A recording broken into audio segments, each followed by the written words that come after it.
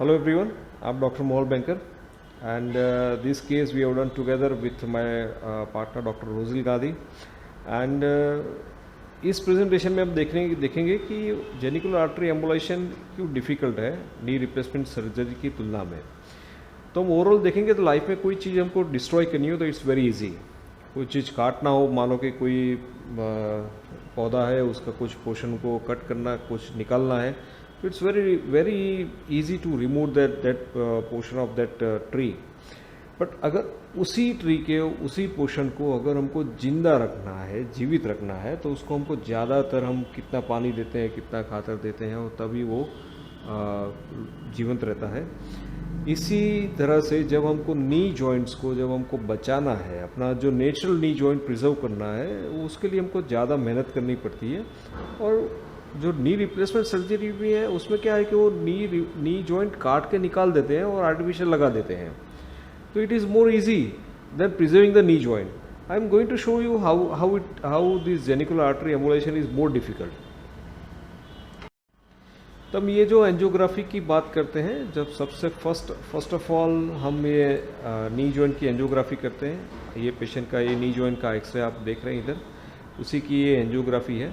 और एंजियोग्राफी में ढेर सारी वेसल्स हैं जो नी जॉइंट के सराउंडिंग में हमें देखने को मिल रही है। दीज आर मेन वेसल्स, उसमें से ये निकली, यहाँ पे निकली, और there are lots of vessels, more than 20-25 vessels available in this angiography. But उसमें से 6 जेनिकुलर आर्टरी ऐसी होती है जिसको हमको पर्टिकुलरली नी जॉइंट को सप्लाई करती है, उसको हमको चेक करना पड़ता है। So this one, let me give the example of this genicular artery. It's called descending genicular artery, ऊपर से नीचे आती है, इसलिए उसको मेडिकल टर्मिनोलॉजी में डिसेंडिंग जेनिकुलर आर्टरी कहा जाता है। अब जब डिसेंडिंग जेनिकुलर आर्टरी की हम बात करते हैं, तो ये जो हमने सबसे पहले बहुत सारी जेनिकुलर आर्टरी देखी थी सराउंडिंग द नी जॉइंट, उसमें से ये जो छोटा सा कैथेटर जिसको माइक्रो कैथेटर कहते हैं, बहुत ही छोटा होता है, उससे हमने कैन्युलेट किया। तो अभी कैन्युलेट करने के बाद भी देखेंगे तो इसके ज़रा 3 ब्रांचेस पड़ते हैं। सो फर्स्ट ऑफ ऑल ये जो 3 ब्रांचेस पड़ते हैं, और उसको हम देखेंगे। तो ये जो अंदर की जो ब्रांच है, हाँ, ये पहले 2 ब्रांच हुई, 1 और 2, उसमें से फिर आगे बढ़ी, तो उसमें से दूसरी 2 ब्रांच हुई, तो 1 2 3, देयर आर 3 ब्रांचेस। और ये 3 ब्रांचेस का हम वैसे चेक करेंगे तो अभी इसका कुछ ज़्यादा वास्कुलर ब्लश देखने को नहीं मिल रहा है हमको यहाँ पे। ये हमने शुरुआत में यहाँ से कैन्युलेट करके देखा हुआ है।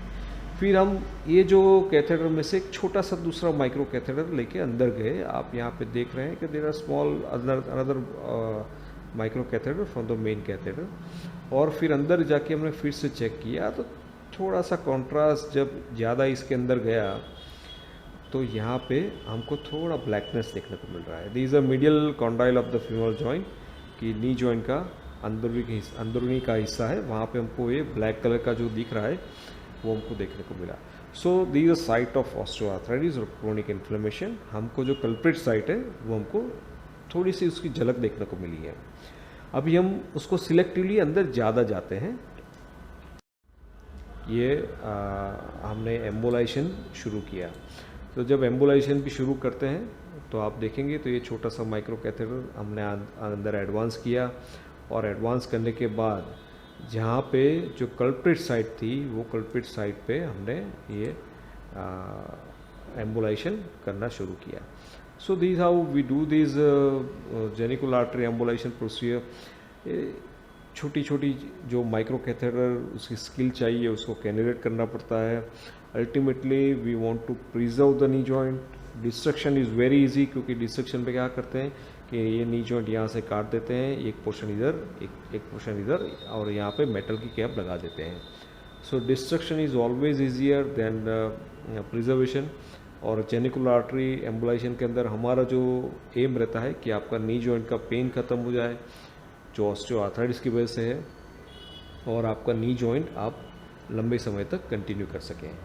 और इसलिए ये मेरा पर्सनली एक्सपीरियंस ऐसा है कि ये genicular artery embolization is more difficult than knee replacement surgery. Thank you so much. And if you have any kind of query, just call us. We would be very happy to answer all your questions.